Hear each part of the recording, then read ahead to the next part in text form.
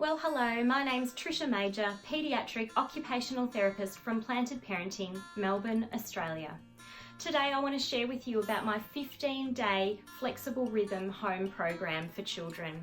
It covers the very moment from when they wake up to the moment that they fall asleep at night, and it just takes the complete planning and thought process out of it for you as families on how to get your children engaged, educated and developing beautifully, especially in a time where it might be school holidays or it might be lockdown due to the COVID-19 health crisis. The news has been banding around that we are in an unprecedented time, and I say it's an unprecedented time for us to sow into our children, to get to know them, to encourage them, and to show them what it is like to have a family that supports and loves them regardless. And while many families are cowering the corner thinking, how am I going to fill my bunker with enough wine to cope? I want to encourage you that with a few little friends along the way, a great group of family members that you can call upon and have FaceTime with, and as well as this flexible rhythm for your family, I can guarantee that it will shift the tone in your home to a more positive one. So I just want to take a few moments today to walk it through with you so that you know how to use this amazing tool. When you download the program, you can either download it as a PDF if that suits you, and you can flick it up onto your TV so it's nice and big for the kids to see in the morning, or what you can do is you can print it out and have it laminated. I know a lot of the printing places are still open and still happy to do that and post things out to you, so this might be something you would like to investigate. I'm going to walk through just day one with you today. We completed this with our family at home today, and I managed to do a 6-hour work day, including client phone calls, and my husband managed to do 7 hours of work himself as well. The kids were happy, no one was tearing their hair out at the end of the day, and I haven't even had a wine yet. So I just want to share with you that it does work. I'm a paediatric occupational therapist, and I've delicately created this and very thoughtfully created it in line with the current evidence on the importance of balancing sedentary tasks and tabletop tasks with movement activities. And so while the school may have set some really amazing things that children can be doing at home, this is going to help to give you a bit of scaffolding around how to fit that in during the day with the appropriate movement breaks in between, so that they're not going to be tearing the walls down or putting chalk all over the walls or driving you absolutely bananas, because I know that that's what it can be like in holidays when you've got the kids at home, let alone a time when the doors are closed and you can't have friends over to change the scenery.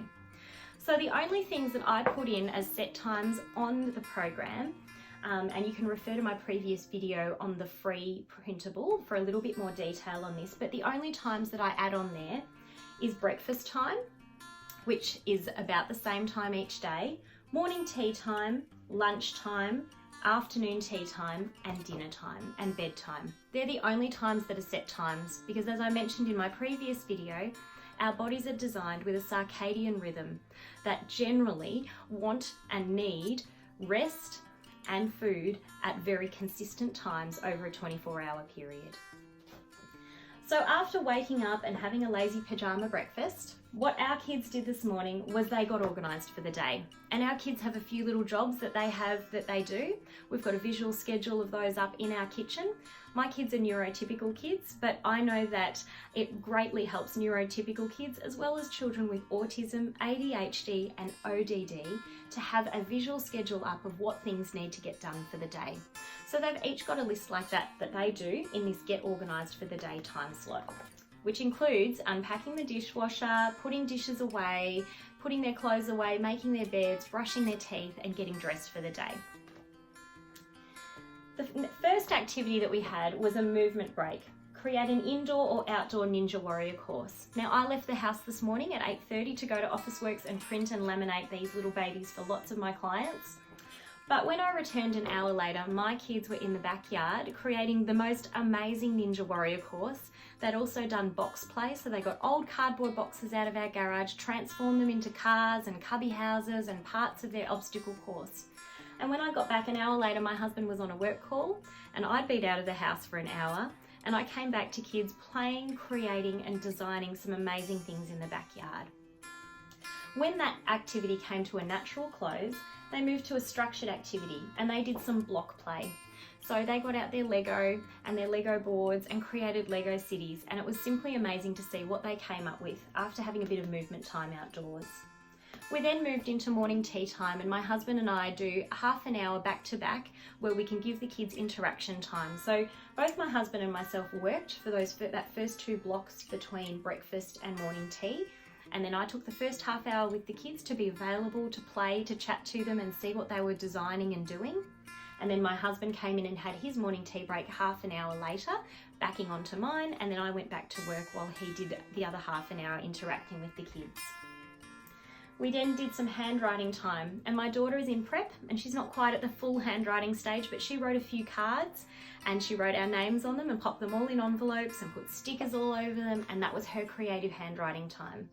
My son did a comic, and he designed a whole little comic strip based on a little character that he devised simply in his mind this morning. So that was simply spectacular to see after their morning tea time. After that, we had lunch and outdoor free play. The kids went outside, I put a sign on the door, lunch will finish at from 12:45 until 1:45. And if there was any need for a yard duty teacher, they knocked on the door, and I stopped scrolling through my emails and answering work calls, and I popped out to deal with those little queries out in the playground, so to speak. At 1:45, my son can read the time on his Garmin. He came into the house and he looked on the schedule, and lo and behold, mindfulness colouring was the next thing. And they got into doing some beautiful colouring independently of each other in their own rooms. Then alphabet yoga was the next thing. So we've done something sedentary, and then we moved to something that's not sedentary, a movement break. And they went onto the YouTube channel for some Cosme Kids yoga, which was amazing. An hour later, my husband got off a work call and they were still doing yoga, and they said, "Shh, Dad, we're doing yoga. Come and join behind us." And it was absolutely hilarious, but I popped my head out and all 3 of them were trying to do funny yoga poses to the Trolls story. So that's a really cool website. Then we had afternoon tea on there. The kids managed to get their own afternoon tea. I wasn't even around for that. I was still on work calls. Then we did some everyday maths, and I've just posted a video on that on the Planted Parenting Instagram and Facebook page about how we did that, but they basically put numbers into the muffin tin with little pieces of paper, and they used marbles, and my daughter popped the corresponding amount of marbles in each muffin tin hole. It was fine motor skill development, it was crossing the midline development, it was development of recognition of numbers and one-to-one correspondence. So much learning just in that. And my son did some mathletics exercises on the iPad during that time. Then we did some outdoor movement time. The kids went on a bushwalk with their dad while I caught up on some more work emails and other things. And then we cooked dinner together. And tonight, the kids knew exactly what was for dinner. They were super duper excited, so there was no reason for them to need to come on board. They'd been so amazing during the day that they'd earned themselves some screen time. So that's what they tucked into.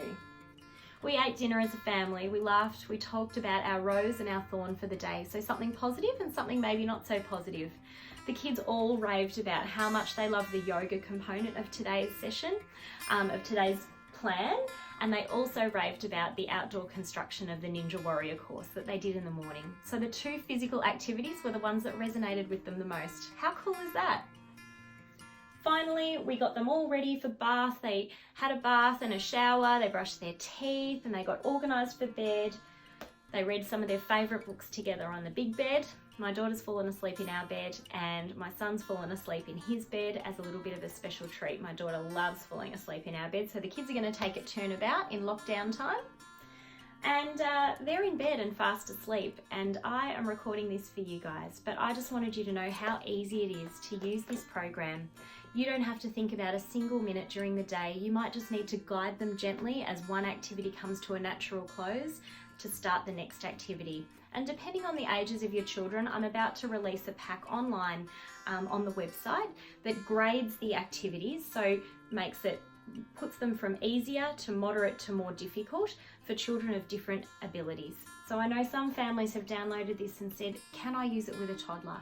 Absolutely, you so can. But some of these activities might be a little bit tricky. That's why I'm designing the little flexible cards that you can get as an adjunct so that you can help to work out where your child's at and then to give them the appropriate challenge for them. I really hope this is helpful for you, and I hope that this program is going to really help shift the tone in your home to a more positive one. You can be the change.